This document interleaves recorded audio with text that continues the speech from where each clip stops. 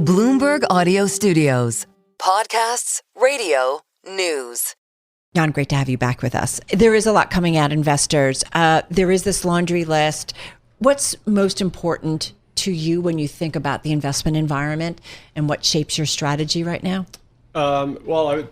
In keying off of this monetary policy discussion, I just have to say that the big piano hanging over our heads to me is the federal budget deficit. And since I saw you last, we actually got some pretty good news for fiscal 25 that as a percent of GDP, the budget deficit had fallen from 6.5% to 5.9%. I've been focusing very much on the year that we just started on October 1st, because I think that's the big risk, right? The the federal government has to borrow or pay $1 trillion a year. Yeah. And sure, the Fed governor, affects that, but what the markets think matters a lot too. And if we can reduce that pressure by having better finances, that's really good news for the market, I think. But that's not an argument for having not an independent Fed, right? You still want a Fed that does monetary policy according to inflationary pressures and labor pressures. Right. But what the wonky economists on Wall Street don't want is to have so much debt that you basically are forcing the Fed to use something like Japan did, yield curve control, or some really extraordinary measures. That would really be unwelcome. So, we can talk about the personalities and everything, but right now the direction of movement is good compared to coming into the year where we had a lot of fiscal concerns and the Fed chair would have had a lot more on his plate.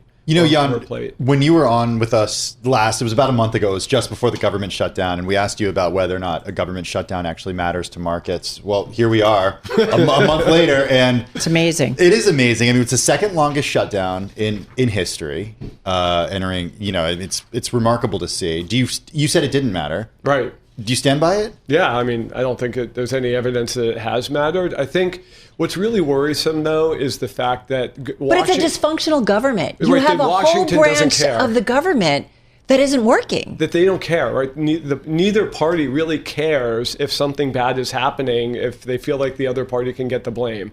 And again, I don't mean to only talk about the debt problem, but that's really what we all worry about at the end. Like, will we never solve Social Security? Will we cut Social Security payments in 2033 like we're scheduled to? Yeah. I mean, those are the longer term concerns. When you look at this market environment, the other things that are coming, and these are obviously the ones that we just talked about, are super, super big.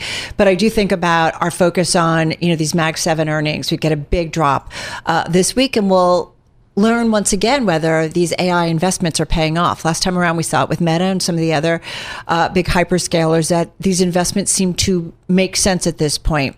The AI trade, where are you on that? It's going to AI. We have a compute shortage that's very visible to the whole world.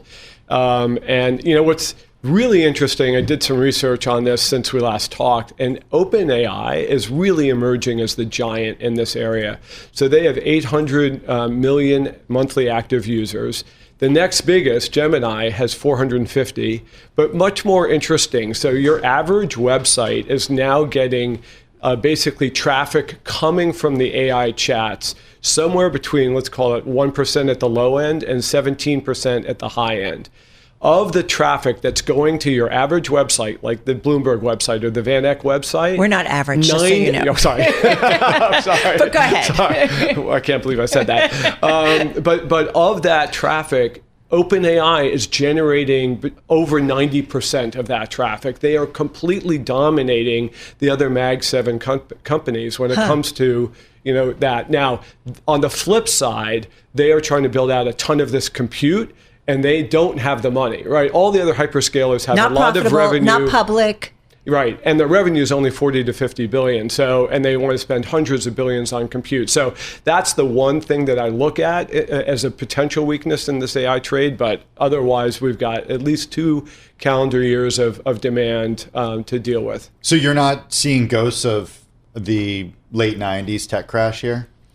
As I said, the only vulnerability I see isn't this sort of systemic thing. It's one company that's spending a ton of money, and so far they've been able to raise it. Everyone else has got the revenue to cover their spend, right? I mean, they've got the cash flow. And I'm sure in OpenAI can keep raising money. It seems like there's plenty of demand, or maybe even are Are you doing ChatGPT right now, Carol? No. I was actually no. She did just grab her phone. I did just grab my phone, which is such a no when you're on air.